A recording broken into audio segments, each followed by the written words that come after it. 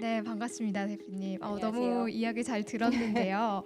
제가 장애인들을 위한 공연으로 많이 알려져 계시잖아요. 그래서 좀 찾아봤더니 뭐 암전 공연이라든가 또 우퍼죽기 이런 게 블로그에 또 많이 올라와 있더라고요. 굉장히 또 신기하기도 하고 생소하기도 했는데 어떻게 이런 공연들을 기획을 하게 되셨는지 궁금하더라고요.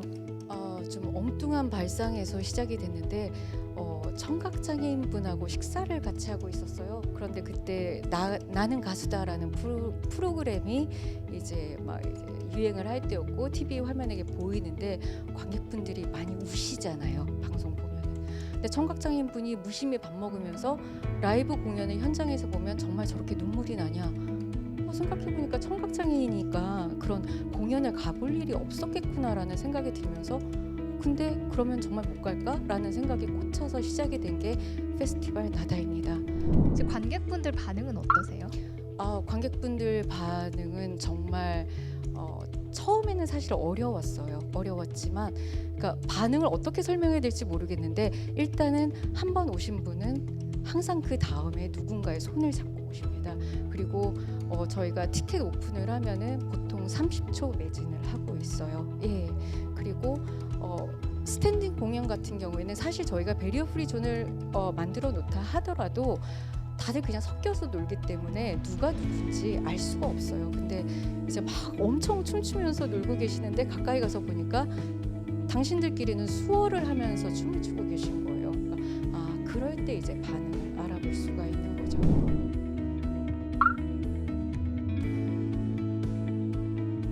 일단 비장애인의 관점에서 상상하면 안 돼요. 선입견의 오류를 버려야 됩니다. 저희는 미디어를 통해서 혹은 교육을 통해서 잘못된 정보를 가지고 있는 경우도 굉장히 많고 또 장애인 가족이 있거나 장애인 관련된 일을 한다 하더라도 그 유형에 관련된 거 이외에는 사실 몰라요. 그래서 우리가 가지고 있는 선입견의 오류들을 털어내는 거에서부터 시작이 되어야 하고 뭔가를 기획을 했다 하더라도 장애 당사자의 의견을 들어보고 어떤지 확인하고 진행하는 게 중요해요. 항상 새로운 기술이라고 다 좋은 건 아니에요. 다양한 시도를 해보는 건 중요해요. 그렇지만 그 다양한 시도를 할 때 장애 당사자와의 피드백을 통해서 하는 건 굉장히 중요합니다.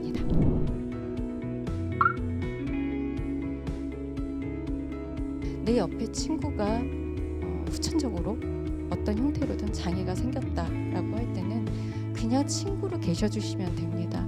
더 뭔가를 해줘야지 할 필요도 없고 그 친구가 필요하면 말할 수 있게 그 친구가 그 말을 편하게 건넬 수 있게 그 자연스러운 편안함을 유지해 주시는 거를 아마 제가 추천을 드리고 싶어요. 그 방법 말고는 사실 없는 것 같아요.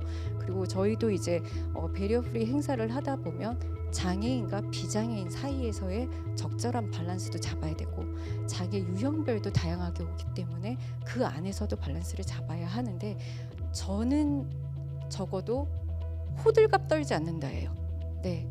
그리고 장애인은 어린아이가 아니거든요. 다 떠먹여줄 것처럼 호들갑 떨 필요도 없고 오은영 박사님이 그 금쪽이 뭐 이런 거 나오는 맞아요. 그 프로에 나오는 것처럼 너무 전전긍긍하지 마시고 할 수 있는 만큼만 하시면 됩니다. 소위 좋은 일, 선한 일이라는 것들이 기부도 마찬가지고요. 내가 할 수 있는 만큼만 해야 그 다음에도 할 수가 있어요. 내가 지금 무리를 해버리면 그 다음엔 못해요. 그러니까 그냥 너무 고민하지 마시고 지금 할 수 있는 만큼만 반발자국씩만 움직여 주시는 걸로도 충분하다고 생각합니다.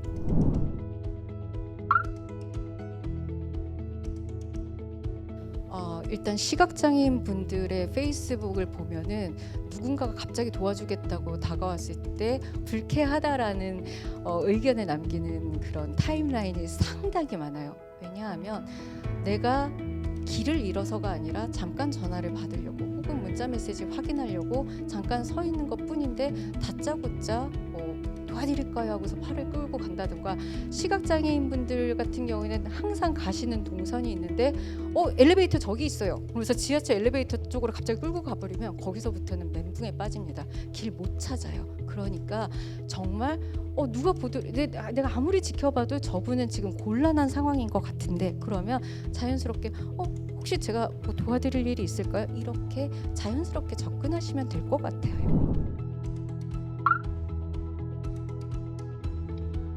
편안한 공연, 공기압 조끼, 안심 목걸이, 그리고 휴게실, 이 모든 것들이 발달 장애인 그리고 감각 수용의 지원이 필요한 장애인분들을 위해서 준비를 하는 거예요. 이게 별거 아닌 것 같지만 사실 자폐를 가지고 계신 관객분들이 한 자리에서 오래 공연을 보는 거는 어려운데 뭐 돌아다니기도 하시고, 이번에 공기압 조끼 같은 경우에는 올해 처음 시도를 했는데 한 무대가 다 끝날 때까지 공기압 조끼 입고 안심 목걸이 손에 쥐고서 안 움직이셨어요. 그냥 공연 즐기셨어요. 그래서 이게 모든 사람들에게 적용되는 건 아니에요. 이제 감각 수용, 이렇게 예민한 감각을 가지신 분들 중에 이런 방법이 도움이 되는 경우도 있고, 그리고 공연에 따라서는 발달 장애인 분들이 많이 온다. 지적 장애, 뇌성마비를 가지신 분들도 많이 온다. 그러면 일단 조명의 조도를 좀 낮춰주시고, 그리고 너무 번쩍거리는 조명도 자제를 해주시고, 중간중간 편안히 바깥으로 나갈 수 있는 환경을 구축해 주시면 그걸로도 충분히 도움이 됩니다.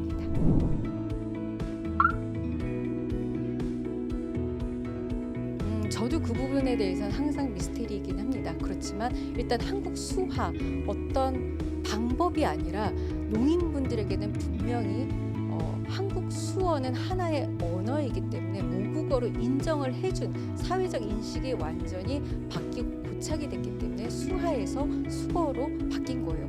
예를 들어서 잘 아시는지 모르겠지만 너 어디가?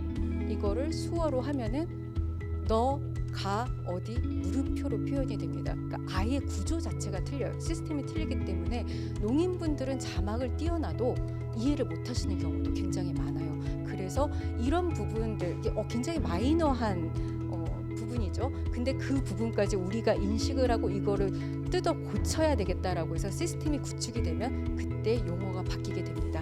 그리고 장애인 분들이 불편함을 느껴서 바뀌게 되는 언어들도 있어요. 예를 들어서 옛날에는, 정말 옛날이에요, 병신이라고 했는데, 한자죠. 병신이라고 했는데 장애자라고 했다가 장애인으로 바뀌었다가, 누군가는 뭔가 친근함을 표현하고 싶어서 장애우라는 표현도 썼다가, 아니 내가 아까도 말씀드린 것처럼 후천적으로 이제 질병으로 생기는 장애가 89%, 90%를 육박하는데 내가 갑자기 장애가 생겨서 이것도 마음이 아파 죽겠는데 나이도 어린 놈 자식들이 나한테 친구라고 장애우라고 아니 기분 나쁘셔 하시는 거예요. 그래서 또 이거는 어떤 행정적인 또 이 정체성에 대한 문제도 있기 때문에 장애인이라는 표현을 또 사용을 하기도 합니다.